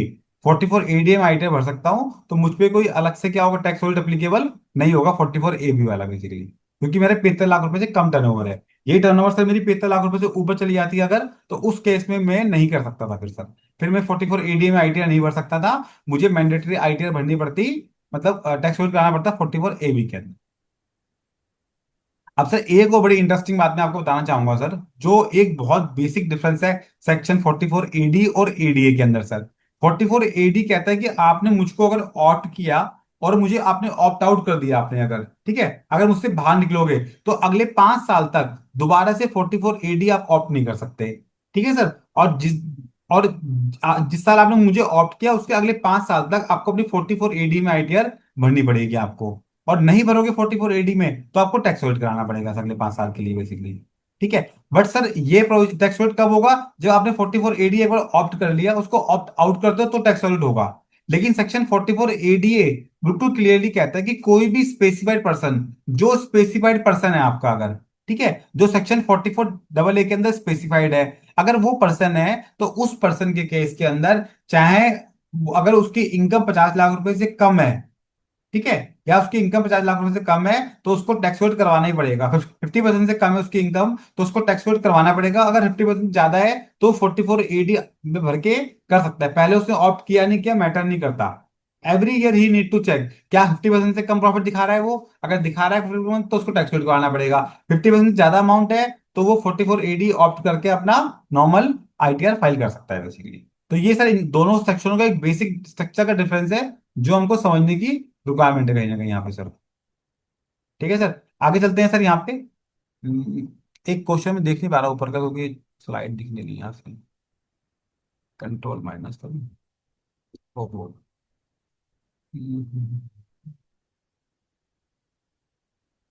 Just a second, छोड़ देते हैं चलो सर। अब ना कुछ सेक्शन एप्लीकेबिलिटी ऑफ 44 AB कुछ स्पेशल केस डिस्कस करते हैं सर। सैलरी इंप्लॉई है, 15 लाख की टर्नओवर है सर, 15 लाख की टर्नओवर है सर उसकी। सैलरी सैलरी से 15 लाख रुपए की सैलरी है। F&O की 8 लाख की टर्नओवर है सर उसकी। नेट लॉस है उसका 3 लाख रुपए का। तो क्या इस केस में 44 AB में टैक्स आउट होगा उसका? Answer is no. सर मैंने आपको बताया था कि अगर टोटल इनकम जो है आपकी 4 लाख रुपए से कम है, तो उस केस में भी आपका कोई भी टैक्स होल्ड अलग से नहीं होगा। तो इसका आंसर भी इस क्वेश्चन का है नो, कि कोई टैक्स होल्ड एप्लीकेबल इस पर एप्लीकेबल नहीं होगा। मिस्टर जे है सर, वो प्रोफेशन के अंदर है, 80 लाख की टर्नओवर है सर उनकी। ठीक है, और बिजनेस है उसका 70 लाख रुपए का। ठीक है, तो क्या उनका टैक्स होल्ड एप्लीकेबल होगा? Answer is yes. देखो सर, एक एसएससी अगर उस पे 44 AD में या फिर उसका 75 लाख रुपए लिमिट में टैक्स होल्ड एप्लीकेबल हो गया, तो जो उसका दूसरा बिजनेस है वहां भी उसका टैक्स होल्ड ऑटोमेटिकली एप्लीकेबल हो गया। बिकॉज क्या है सर वो, क्योंकि टैक्स होल्ड एक कंप्लीट एसएससी का होगा सर आपका। ठीक है, तो इसलिए सर यहाँ पे इस केस के अंदर इस पे टैक्स होल्ड एप्लीकेबल हो जाएगा, उसके दोनों बिजनेस का आपको टैक्स होल्ड करना पड़ेगा सर यहाँ पे। आप सर मिस्टर के इनकॉर्पोरेशन नॉन रेजिडेंट है, FTS है, 11 करोड़ रुपए की fees for technical services, TDS under section 195 DT double है बेसिकली। तो अब सर यहाँ बताना है सर हमको टैक्स होल्ड की एप्लीकेबिलिटी। आंसर क्या है सर यहाँ पे? यस है। बिकॉज यहाँ पे क्या है सर, 10 करोड़ रुपए से ऊपर का अमाउंट है सर यहाँ पे। Fees for technical service 11 crore रुपए की रिसीव हुई है, कि 10 करोड़ रुपए से ऊपर अमाउंट मिलता है अगर, तो उस केस में क्या होता है सर, टैक्स होल्ड मेरे पे एप्लीकेबल हो जाएगा सर यहाँ पे। अगर 10 करोड़ से कम की रिसीट होती है सर इसकी FTS की, ऑब्वियसली सर नॉन रेजिडेंट है, सारी रिसीट कैश बैंक में होगी सर उसकी, तो उस केस में हम कंसीडर करते हैं कि उस केस में उसका टैक्स होल्ड एप्लीकेबल नहीं होगा बेसिकली। अदरवाइज सर यहाँ पे 11 की टर्नओवर से एप्लीकेबल हो जाएगा आपका। हाँ। तो एक प्रदीप जी का क्वेश्चन है। हाँ वो देख रहा हूँ सर, क्या है पता नहीं क्या लिखा है। पर if last year file 44 AD but this year income exceed the AD limit, then audit require. बड़ा अच्छा क्वेश्चन है प्रदीप जी आपका। अगर देखो 3 करोड़ से ऊपर की लिमिट चली जाती है आपकी टर्नओवर, तो सर उस केस में तो 44 AD से बाहर ही हो गए ऑटोमेटिकली सर आप। जब ऑटोमेटिकली 44 AD से बाहर हो गए, तो 40 AD की बात ही नहीं है सर। आप अपना नॉर्मल 10 करोड़ की जो लिमिटेड टैक्स होल्ड की वो यूज करते हुए अपनी नॉर्मल ITR भर सकते हो। लेकिन अगर आपका 5% से ऊपर कैश यूज हुआ है तो आपको 44 AB के अंदर आपको टैक्स करवाना पड़ेगा सर आपको अपना। ठीक है सर। ठीक है सर। आगे चलते हैं सर, ये हो गया डिस्कस, आगे चलते हैं सर, थोड़ा टाइम की कमी है सर। एक और सर बड़ा इंपॉर्टेंट बात है सर, आपको बताना चाहूंगा सर, कि जैसे चार्टर्ड अकाउंटेंट है सर, उनको जो पार्टनर को रेम्यूनरेशन मिल रहा है, सीए को मिल रहा है, या कोई भी फर्म का पार्टनर है सर, उसको जो रेम्यूनरेशन मिल रहा है, तो क्या वो टैक्स ऑडिट की लिमिट में कवर होगा? सपोज विनोद जागरा जी को 2 करोड़ रुपए मिलते हैं, रिसीट मिलती है 2 करोड़ रुपए की, या फिर 50 लाख 70 लाख रुपए की, 80 लाख रुपए की रिसीट मिल रही है उनको, तो क्या वो उनके टर्नओवर का पार्ट बनेगा for the purpose of determining tax audit applicability? तो सर ये इशू बड़ा इंपॉर्टेंट इशू है, बॉम्बे हाईकोर्ट तक ये केस पहुंचा सर आपका। प्रेसिडेंट जुबाना ईरानी केस के अंदर पीसीआईटी बॉम्बे हाईकोर्ट ने डिसीजन लिया सर इसके ऊपर। क्या क्या था कि एग्जैक्टली इसके अंदर, कि whether partner remuneration from partnership firm should be treated as gross professional receipt for determining the applicability of 44 AB। तो उसने कहा no, professional remuneration receive by partner from partnership firm is not the partner gross professional receipt. The firm carries on the profession and earn the professional receipt. The partner merely receive remuneration under the partnership deed. Therefore, partner remuneration cannot be included in calculating the section 44 AB audit limit basically. तो इसलिए sir जो partner का remuneration है वो उस partner की tax audit की applicability की लिमिट में काउंट नहीं होगा, वो उससे ओवर अबव रहेगा बेसिकली आपका। ठीक है सर। ये सर हमारा जो अगर हम बात करते हैं 44 AD के लिए, तो एलिजिबल ऐसी कौन है sir? Individual HUF firms, LLP count नहीं होगा सर इसके अंदर। और सर जो डिडक्शन होती है आपकी, वो अज्यूम कर लेंगे कि डिडक्शन सारी दे दी गई है, section 10, 10AA, 10AA, 10B, 10BA और चैप्टर 6A पार्ट सी, ये सारी डिडक्शन अज्यूम कर ली जाएगी सर। इसको अज्यूम करने का क्या पर्पस है सर? सपोज इस साल आपने 44 AD में आईटीआर भरी, नेक्स्ट ईयर आपकी टर्नओवर 3 करोड़ से ऊपर चली गई, आप 44 AD में आईटीआर नहीं भर रहे, बुक्स मेंटेन करके आप क्या कर रहे हैं सर? आप बुक्स मेंटेन करके टैक्स वोट करा रहे हैं सर। तो उस केस में क्या होगा सर? उस केस में सर जो आपका लास्ट ईयर था, तो जो उसका डेप्रिसिएशन था या कुछ एक्सपेंस था, वो माइनस करने के बाद अमाउंट डब्ल्यूडीवी कैरी फॉरवर्ड हो गई। तो इसलिए करते हैं कि जो भी डिडक्शन मिलनी थी वो डीम कर लिया था, कि वो सब आपको मिल गई सर ऑटोमेटिकली आपको सर। ठीक है सर, ये सब कॉमन बातें हैं सर, ये डिस्कसिंग करते हैं, थोड़ा टाइम सेव करते हैं सर अपना। ठीक है सर। आपसे ये इंपॉर्टेंट बात है सर यहाँ पे, if an SSC opt section 44 AD and declare income as per the presumptive provision of income tax for next 5 years, he declare income not as per 44 AD, then he will be allowed to opt for section 44 AD for 5 year। मतलब sir क्या करेंगे, एक बार आपने opt out कर ली तो अगले 5 साल तक आपको 44 AD में दोबारा एंट्री करने नहीं देंगे सर आपको, तो हम आपको सर बेसिकली। तो ये एक इंपॉर्टेंट है एग्जांपल के लिए सर, AY 26-27 के अंदर एसएससी ऑप्ट 44 AD, उसने 44 AD ऑप्ट कर लिया। अब 27-28 से लेके 31-32 तक, if he does not follow 44 AD in any year, then he can not opt 44 AD for next 5 year। जिस साल वो ब्रेक करेगा उस साल से अगले 5 साल तक वो 44 AD दोबारा से ऑप्ट नहीं कर पाएगा बेसिकली। तो क्या होगा सर उस केस में? तो उस केस में उसको अपना टैक्स ऑडिट करवाना पड़ेगा बेसिकली।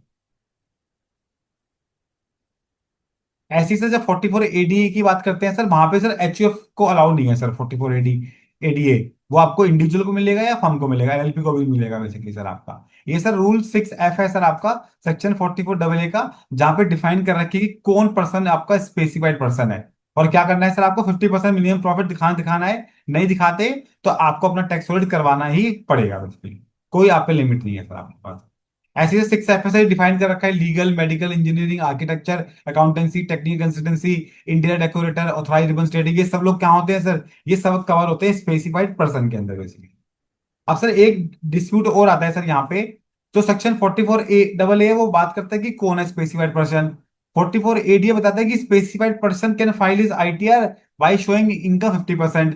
साथ में 194J कहता है कि जो जो सर्विसेज का पार्ट है, जो 10% टीडीएस काटो जी आप। और 44A भी कहता है टैक्स अवॉइड करने के लिए आपका। ठीक है, तो जब अब 44 है उसके दो पार्ट है सर आपके, सबसेक्शन 1 और 2। सबसेक्शन 1 कहता है कि बुक्स किस केस में मैंडेटरी है। ठीक है, सबसेक्शन 2 कहता है कि इंडिविजुअल और एचयूएफ अगर 25 लाख की टर्नओवर है या 2.5 लाख रुपए की इनकम है, अदर्स के केस में 10 लाख रुपए की टर्नओवर और 1.2 लाख रुपए की आपकी इनकम है। तो इस अगर ऐसा हो गया तो उस केस में आपको अपनी बुक्स मेंटेन करनी करनी है सर आपको। साथ में सर 194J के भी दो पार्ट है सर आपके। एक तो कहता है सर, सर जो 194J है ना, एक वाइड सेक्शन है। हम एक जनरल अंडरस्टैंडिंग से ये नहीं कह सकते कि अगर 194J एप्लीकेट पे टीडीएस कटा हुआ है तो मुझे 44 ADA में आईटीआर भरनी पड़ेगी। ऐसा कुछ मैंडेटरी नहीं है। अगर 194 जे में मेरा टीडीएस कटा भी है, अगर अगर 44 AA के अंदर स्पेसिफाइड पर्सन नहीं हूं, तो it is not mandatory on me कि मैं क्या करूं सर, मैं 44 AD में आईटीआर भरूं। इट में पॉसिबल कि 194 जे में टीडीएस कटा हुआ है और मैं 44 AD में आईटीआर भर रहा हूँ, वो भी अलाउड है। इनकम टैक्स अलाउ करता है, एक्सेप्ट करता है, उसको प्रोसेस भी करता है बेसिकली। ठीक है सर। तो 194 जे के दो पार्ट हो सकते हैं सर, एक तो जो 44 AD में एप्लीकेबल है, जो 44 AA में एक्सप्लेन कर रखे हैं, एक जो नहीं कर रखे बेसिकली। तो दोनों लोग इसके अंदर कवर हो सकते हैं सर आपके। इसके अलावा सर आपके 44 ADA में कवर होने के लिए स्पेसिफिक पर्सन, स्पोर्ट पर्सन है, एम्पायर है, रेफरी है, कोच है, ट्रेनर है, टीम फिजिकल फिजियोथेरेपिस्ट है, इवेंट मैनेजर है, कमेंटेटर है, एंकर है, स्पोर्ट्स कॉलमिस्ट है, जो अखबार में लिखते हैं बेसिकली सर, वो सब कवर हो गए। लिमिट होगी सर आपकी 1 करोड़ 10 करोड़ रुपए की। अगर बात करता हूँ टैक्स क्रेडिट की सर, 44 AB के अंदर 1 करोड़ से ऊपर आपको टैक्स क्रेडिट कराना है, बट आप 10 करोड़ की लिमिट भी यूज कर सकते हो, तब तक आपको कोई टैक्स क्रेडिट नहीं कराना। अगर आपकी टोटल रिसीट कैश में जो है वो 5% से कम है टोटल रिसीट का। ऐसे ही सर पेमेंट, टोटल पेमेंट 5% से कम है आपकी, डज नॉट एक्सीड 5% है टोटल पेमेंट का। चाहे सर ये पेमेंट के अंदर हम कैपिटल रिसीट या कैपिटल पेमेंट को भी कवर करते हैं रिसीट और पेमेंट की डेफिनेशन में। ठीक है सर। आगे एक एग्जांपल आएगा सर, उससे हम इस बात को और अच्छे तरीके से समझ जाएंगे। ठीक है सर। संगम सर, ये पेमेंट और 3 करोड़ और 10 करोड़ में डिफरेंस क्या है? सर 3 करोड़ 10 करोड़ में ये फर्क है, जो 3 करोड़ की लिमिट है सर वो 44 AD के लिए लिमिट है बेसिकली। 10 करोड़ की जो लिमिट है वो लिमिट है टैक्स होल्ड की एप्लीकेबिलिटी के लिए लिमिट है बेसिकली, कि 10 करोड़ के ओके। तक की टर्नओवर पे कोई भी टैक्स होल्ड एप्लीकेबल नहीं होगा अगर आपकी 5% रिसीट या 5% पेमेंट कैश में है। 3 करोड़ पे तो मतलब 44 AD के लिए है सर, कि अगर वो तीन नॉर्मल करोड़ बैलेंस शीट बना के भर सकता है, नॉर्मल बैलेंस शीट बना के वो फाइल कर हाँ सकता यस यस है। Yes yes. 44 एटी में तो नहीं जाएगा, बट नॉर्मल बैलेंस शीट अपनी फाइल हाँ करके कर लो, ऑडिट मत करो। सर देखो, मेरा है ना? फर्स्ट ईयर है बिजनेस का, मैन्युफैक्चरिंग बिजनेस है सर मेरा। मेरी 9 करोड़ की टर्नओवर है, फर्स्ट ईयर है मेरा बेसिकली। तो मैं क्या करूंगा, 9 करोड़ की टर्नओवर और मेरी सब कंडीशन मीट करता हूँ कि मेरी जो 5% से कम मेरी टोटल रिसीट कैश में है, 5% से पेमेंट टोटल पेमेंट मेरी कैश में है, तो उस केस में 9 करोड़ की टर्नओवर पे भी मैं नॉर्मल ITR 3 भर सकता हूँ। मुझे कोई टैक्स वेट कराने की रिक्वायरमेंट नहीं है सर मुझको बेसिकली। ठीक है सर। ठीक है Vinod ji. Okay sir, thank you. अब सर यहाँ पे क्या है, payment all by banking channel. एक एग्जांपल समझते हैं सर, रिसीट है 6 करोड़ रुपए की। ठीक है सर, सारी पेमेंट जो है सर वो बैंकिंग चैनल से है। रिसीट 6 करोड़ रुपए की है, sell out of 120 lakh cash में है। 6 करोड़ की सेल में 20 लाख रुपए कैश में है। प्रोपाइटर ने क्या किया, कैपिटल इंट्रोड्यूस करे 25 लाख रुपए की कैश में। टोटल कैश कैश रिसीट हो गई सर 25 + 20 45 लाख रुपए की। लोन रिसीव 50 लाख रुपए बाय NEFT, बैंक से लोन तो चेक से मिलता है सर, तो 50 लाख रुपए मिल गए। तो इस tax 44 AB required tax audit होगा। अब सर जब हम बात करते हैं टोटल रिसीट की, तो टोटल रिसीट जो मेरे हाथ में है वो क्या है सर, एक तो 6 करोड़ रुपए में से 20 लाख माइनस कर देंगे सर, 5 करोड़ टोटल रिसीट में 6 करोड़ रुपए सेल हो गई सर, 25 लाख रुपए ये हो गई सर, अच्छा और लोन हो गया। ठीक है, तो ये हो गए 6 करोड़ 75 लाख रुपए हो गए टोटल। अब 6 करोड़ 75 लाख का निकालेंगे 5% सर। ओके। और 5% निकालने के बाद अगर वो 45 लाख रुपए से ज्यादा आता है अगर, तो क्या होगा सर, अलाउड हो जाएगा। और 45 लाख से कम आएगा तो अलाउड नहीं होगा सर। तो अगर इसका आंसर देखते हैं sir, yes, as total receipt is 6 crore 75 lakh रुपए और कैश है 45 लाख रुपए। तो 6 करोड़ 75 का 5% निकालते हैं सर, वो 45 लाख रुपए से कम बनता है बेसिकली आपका। इसलिए क्या हो गया सर, आपके ऊपर टैक्स ऑडिट 44 AB के अंदर रिक्वायर हो गया। ठीक है सर। और it is mandatory, it is not optional, it is mandatory. जब आपने कंडीशन बीच कर दी, वो कंडीशन बीच करने की वजह से आपका क्या हो गया, मैंडेटरी। एक बात तो बड़ी इंपॉर्टेंट है सर यहाँ पे समझने वाली, जो हम नॉन अकाउंट पे ही चेक लेते हैं, ड्राफ्ट लेते हैं सर, वो भी क्या होते हैं, कैश में काउंट होते हैं। ठीक है, नॉन अकाउंट पे ही। जिस डीडी के ऊपर या चेक के ऊपर नाम लिख के दिया आपने, वो अकाउंट पे ही है आपका अगर, तो उस केस में क्या होगा, उसको हम बैंकिंग चैनल से कंसिडर करेंगे। लेकिन जो अकाउंट पे ही नहीं है, सिर्फ नाम लिख दिया आपने, अकाउंट पे ही नहीं किया उसको, उसको कैश में चेक कर, उसको कैश में करते हैं बेसिकली कंसिडर। ठीक है सर। आपसे ये एक चार्ट बनाया सर मैंने आपके लिए कि कौन से सेक्शन में कब मुझे अपना ऑडिट कराना है सर। 44 AD के अंदर बिजनेस एक्टिविटी है सर, और if avail 44 AD and not avail in any next 5 year, then in next 5 year audit होगा सर आपका। सेक्शन 44 AD 4 के अंदर या 5 के अंदर ऑडिट होगा आपका। और जो क्लॉज सेलेक्ट करनी है सर मुझे, वो 44 AVE करनी है सर। ये सर बड़ी इंपॉर्टेंट क्लॉज है, ध्यान रखना सर। उसका एक रीजन है सर, विनोद जी, बाद में बड़ी होशो आवाज में कह रहा हूँ, बहुत ही पर्पसफुली कह रहा हूँ सर। बिकॉज सर अब जो मेरी टैक्स ऑडिट की लिमिट है ना सर, वो टैक्स ऑडिट की लिमिट है मेरी 60 की। एक सिंगल पर्सन की 60 की लिमिट है, लेकिन उस 60 की लिमिट के अंदर मेरे 44 AB और 44 ADA वाले टैक्स ऑडिट मेरे कवर नहीं होते बेसिकली। और सर इसलिए मुझे यूडीएन निकालते हुए जब मुझे अगर 44 AD में टैक्स ऑडिट करना है तो मुझे 44 AB का ई वाला क्लॉज सेलेक्ट करना है, जिससे कि मेरी लिमिट में काउंट ना हो। और अगर सर वो मैंने गलत सेलेक्ट कर लिया, मैंने 44 AB का ए सेलेक्ट कर लिया, ए सेक्शन सेलेक्ट करना है यूडीएन के अंदर, तो सेक्शन मुझे बड़े ध्यान से सिलेक्ट करना है कि मुझे वो सेक्शन सिलेक्ट करना है, सिर्फ 44 AB ई सेलेक्ट करना है। गलती से अगर मैंने 44 AB ए सेलेक्ट कर दिया तो मेरी वो 60 की लिमिट के अंदर कवर हो जाएगा बेसिकली। ठीक है, इसलिए मैंने आपको ये बात यहाँ पे नोट कराई। ऐसे ही सर 44 AD ए के अंदर स्पेसियल प्रोफेशन के अंदर जो ऑडिट हो रहा है मेरा सर, तो वो मुझे जो जो 44 AB डी है वो सिलेक्ट करना है। अगर मैंने गलत सेक्शन सेलेक्ट कर दिया तो मेरी जो 60 की लिमिट है उसमें एग्जॉस्ट हो जाएगा। सर लास्ट ईयर तक तो क्या होता था, ये 60 की लिमिट क्या होती थी, पार्टनर वाइज हुआ करती थी। मतलब अगर 3 पार्टनर हैं तो पार्टनर एक दूसरे की लिमिट को यूज कर सकते थे। अब लेकिन वो खत्म हो गया है सर। अब एक दूसरे की लिमिट को मैं इस्तेमाल नहीं कर सकता बेसिकली। इस बात का मुझे विशेष ध्यान रखना है यूटीआर निकालते वक्त।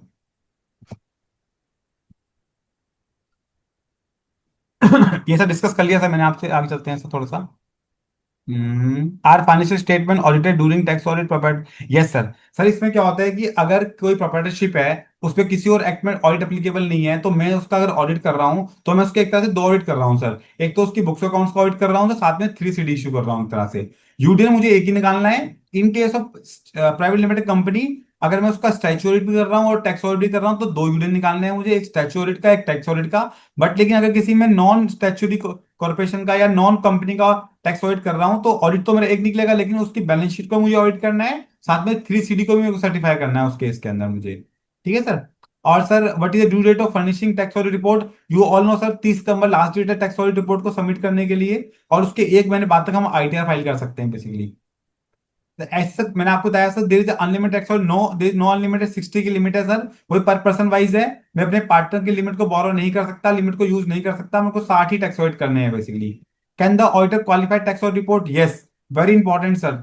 अगर सर आपने 3CA+3CD इशू करा है सर, आपने 3CA+3CD, तो आपने सर एक separate independent audit report issue करी होगी सर, तो वहां भी आप क्वालिफाई कर सकते हैं। आप अगर 3CB+3CD इशू कर रहे हैं तो 3CB के अंदर सर आपका क्लॉज नंबर 3A होता है सर, वहां पे आप अपनी क्वालिफिकेशन ऐड कर सकते हैं with respect to financial statement. जो भी ऐसी क्वालिफिकेशन है जो फाइनेंशियल स्टेटमेंट को बिलोंग करती है, तो वो आपको 3A में लिखना है सर। ऐसी क्वालिफिकेशन जो आपके 3CD को बिलोंग करती है, वो आपको नीचे 4 नंबर पॉइंट पे लिखनी है सर आपको बेसिकली। इसलिए सर ये बड़ी ब्यूटी है सर, जो फॉर्म नंबर 3CA है उसके अंदर पॉइंट नंबर 3A है ही नहीं, बिकॉज उस केस में क्या है, एक सेपरेट ऑडिट रिपोर्ट इशू हो रही है सर आपकी, इसलिए। ठीक है सर। और इस physical verification stock compulsory? No sir, कोई मैंडेटरी नहीं है, ऑप्शनल है। अगर है तो अच्छी बात है, नहीं तो कोई बात नहीं सर। और is tax audit applicable on LLP? Answer is yes. अगर वो लिमिट अचीव करते हैं तो उस पर एप्लीकेबल हो जाएगा। ऐसी से चैरिटेबल ट्रस्ट पे, कोई चैरिटेबल 1280G पे रजिस्टर्ड है बट साथ में बिजनेस भी करती है, तो अगर बिजनेस करती है तो अगर 1 करोड़ की टर्नओवर अचीव कर रही है, तो उस पर भी 44 AB के अंदर टैक्स ऑडिट एप्लीकेबल हो जाएगा आपके पास। ये सर इसके आंसर थे सर। ठीक है सर, ये इतना इंपॉर्टेंट नहीं है तो आगे चलते हैं इससे।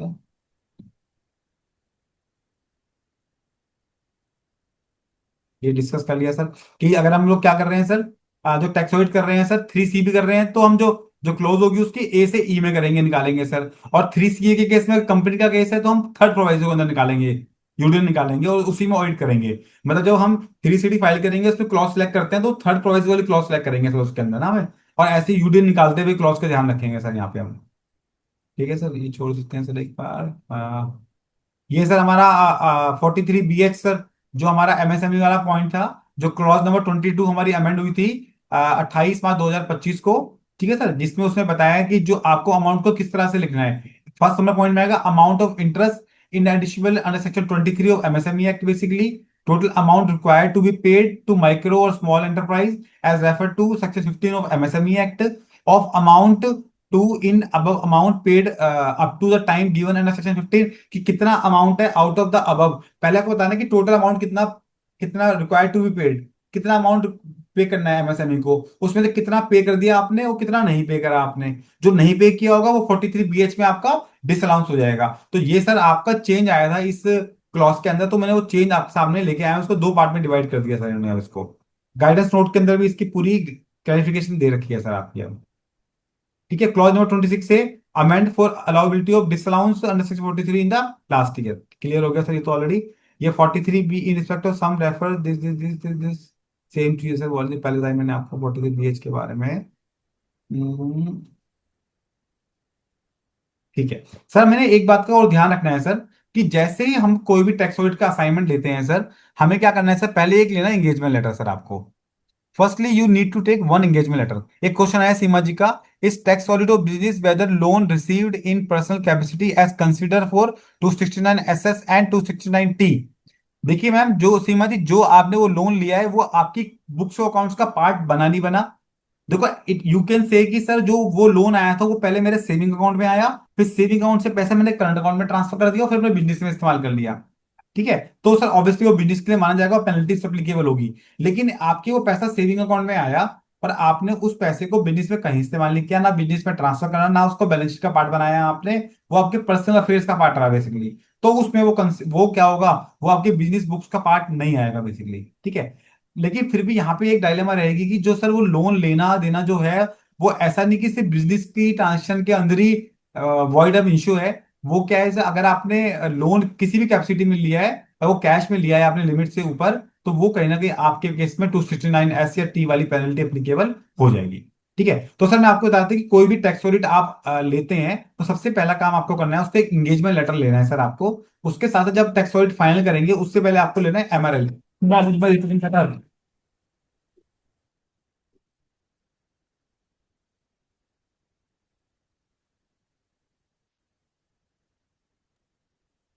ठीक है सर, तो आपको क्या करना है सर, एक एंगेजमेंट लेटर लेना है सर आपको, एक आपको लेना है MRL। ये दो चीज जरूर लेनी है सर। इसके अलावा सर आपको आपको प्रीवियस ऑडिटर को इंटीमेट भी करना है। अगर आप फर्स्ट टाइम उस क्लाइंट का काम कर रहे हैं तो आपको प्रीवियस ऑडिटर को इंटीमेट भी जरूर करना है बेसिकली। आपको बिना प्रीवियस ऑडिटर को इंटीमेट करे अपना टैक्स ऑडिट आप स्टार्ट ना करें, इसके बड़े सीरियस कॉन्सिक्वेंसेज आपके हो सकते हैं बेसिकली।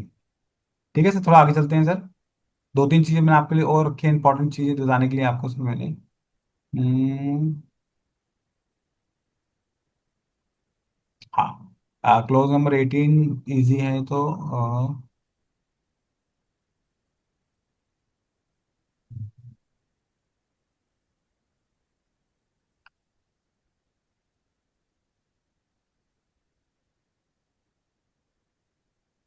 हाँ, एक तो सर ये पहले डिस्कस करते हैं सर आपसे यूडियन के बारे में। सर अभी आपने देखा होगा जो आप यूडियन निकाल रहे हैं बेसिकली, तो उस यूडियन के अंदर सर आपको क्या करना है, उस यूडियन में आपको बताना है कि आपने प्रीवियस ऑडिटर को इंटीमेट किया नहीं किया बेसिकली। ये आपके लिए मैं सर स्क्रीनशॉट ऐड किया है मैंने यूडियन पोर्टल से। ठीक है, तो इसमें आपको बताना है कि आप प्रीवियस ऑडिटर से आपने इंटीमेट किया नहीं किया। पहले क्वेश्चन आता है, detail of preceding year audit is capturing detail of the preceding auditor applicable to this audit और फॉर्म। तो आंसर आएगा उसका यस, क्योंकि कंटिन्यू टैक्स ऑडिट हो रहा है सर उसका। तो have you issued audit report to the client previous year last year. अगर लास्ट ईयर भी था आपका ऑडिटर तो यस हो जाएगा सर यहाँ पे। नहीं था आपका तो आप लिख देंगे first year of audit basically. तो ऐसे करके आपको सर प्रीवियस ईयर की बताने की प्रीवियस ईयर कौन ऑडिटर था, आपने उसको इंटीमेट किया नहीं, किसके फर्दर क्वेश्चन और भी इसमें ड्राइव होते हैं बेसिकली आपके। ठीक है सर, आगे चलते हैं। एक इंपॉर्टेंट पॉइंट सर आपको बताना चाहूंगा सर, ये लिमिट वाली बात आ गई सर कि आप 60 की लिमिट हो गई है आपकी। तो आप क्या है सर, अब कलेक्टिव पार्टनर नहीं कर सकते। मतलब दो तीन पार्टनर मिलके कैन नॉट साइन, मतलब दो पार्टनर मिलके एक दूसरे पार्टनर के लिमिट को यूज नहीं कर सकते। सबको अपनी अपनी लिमिट के अंदर ही काम करना पड़ेगा बेसिकली आप। ठीक है सर, मैं सर अपनी पीपीटी दे दूंगा, ये बेसिक बातें आप पढ़ लेना, कहीं कोई डाउट लगे तो आई विल डेफिनेटली क्लियरफाई। थोड़ी समय की कमी है तो इसलिए मैं थोड़ा चीजों को जो इंपॉर्टेंट बात है उस पर पहले फोकस कर रहा हूँ बेसिकली। ठीक है, तो 60 की लिमिट में सर 44 AD और AD वाले टैक्स एप्लीकेबल नहीं होंगे सर आपके बेसिकली। एक और बड़ी सी इंपॉर्टेंट बात मैं बताना चाहूंगा सर आपको बेसिकली, यहाँ जो सर मेरे पास एक क्लॉज होती है सर आपकी, क्लॉज नंबर है सर आपका ये, सॉरी, क्लॉज नंबर कहाँ है इसमें? चलो सर कोई बात नहीं सर, एक ना क्लॉज होती है TDS के अंदर, इसमें आपको, इसमें क्या करना होता है सर, आपको सर मेंशन करना होता है स्टैच्यूट ड्यूज बेसिकली। ठीक है, तो इसमें आपको जो 43B के रिगार्डिंग स्टैच्यूट ड्यूज है वो आपको मेंशन करने होते हैं सर आपको। ठीक है, तो TDS payable is not covered under section 43BA as a tax especially is excluded from scope of this clause. Therefore, TDS liability outstanding as at the year end should not be reported as disallowance under section 43B merely because it remain unpaid। मतलब sir क्या होता है कि इसके अंदर जो आपको जो और आपके स्टैच्यू लाइबिलिटीज हैं, ठीक है, जैसे GST हो गया, आपका ESI हो गया, PF हो गया, वो सारी आउटस्टैंडिंग चीजें आएंगी सर यहाँ पे, इनकम टैक्स हुआ, टीडीएस हुआ, आपका टीसीएस हुआ, ये इन्फॉर्मेशन यहाँ पे नहीं आएंगी सर आपकी। तो इसलिए सर जो हम टैक्स ऑडिट फिल करें वहां पे इस क्लॉज के अंदर सर इसको हम बिल्कुल भी इंक्लूड ना करें सर इसके अंदर। क्लियर हो गया सर? क्योंकि बहुत सारे लोग क्या करते हैं 43B वाली क्लॉज के अंदर टीडीएस को रिपोर्ट कर रहे हैं सर, कुछ टाइम क्या हुआ डिसअलाउंस आ गया उसके बेसिकली। तो इसलिए मैंने जानबूझ के यहाँ पे ऐड किया, क्योंकि आईसीआई ने भी क्लैरिफाई किया अपने गाइडेंस नोट के अंदर कि इस वाली क्लॉज के अंदर आपको उसको इंक्लूड नहीं करना बेसिकली आपको। ठीक है सर? तो ज्यादा टाइम नहीं लूंगा सर आपका, thank you so much sir. ये these are my contact detail. ठीक है, I will give my PPT to Vinod ji. ठीक है, मैं अपनी पीपीटी दे दूंगा, वो आप मेरी पीपीटी शेयर कर देंगे। इसके अलावा आपको कोई डाउट आता है, कोई समस्या आती है, तो आप मुझे वन टू वन कनेक्ट कर लेना सर इसके लिए। बिल्कुल sir. Thank you so much Sangam sir for such an insightful and practical session. आज की डिस्कशन से एक चीज़ क्लियरली समझ आती है कि टैक्स ऑडिट को सिर्फ रिपोर्टिंग एक्सरसाइज का रूप में देखना सफिशिएंट नहीं है, और एज ए प्रोफेशनल हमें चेंजेस को अंडरस्टैंड करना, उनका प्रैक्टिकल इम्पैक्ट इवेल्युएट करना और अपनी ऑडिट अप्रोच को अकॉर्डिंगली अपडेट करना इक्वली इंपॉर्टेंट है। सर, आपने अपने एक्सटेंसिव प्रैक्टिकल एक्सपीरियंस के थ्रू जिस तरह से की चेंजेस, प्रैक्टिकल इश्यूज और ऑडिट रिलेटेड इंसाइट्स को एक्सप्लेन किया, आई एम श्योर कि पार्टिसिपेंट्स को अपने प्रोफेशनल असाइनमेंट्स में इसका डायरेक्ट बेनिफिट मिलेगा। Thank you, Sangam sir, for taking out your valuable time and sharing your knowledge with all of us. And thank you to each and every participant who joined us today. अगर आपको session useful लगा तो please the compliance CA को YouTube पर आप subscribe कीजिए, because we will continue bringing such practical session, tax updates and professional learning opportunity for the CA fraternity. And one small request, session से जो भी की लर्निंग आपको मिली उससे अपने प्रोफेशनल कलीग के साथ जरूर शेयर कीजिए। Knowledge become more valuable when it is shared. Once again thank you Sangam sir, and thank you everyone for joining us. Stay thank compliant, keep learning, keep growing. Good evening everyone. Thank you and have a wonderful evening.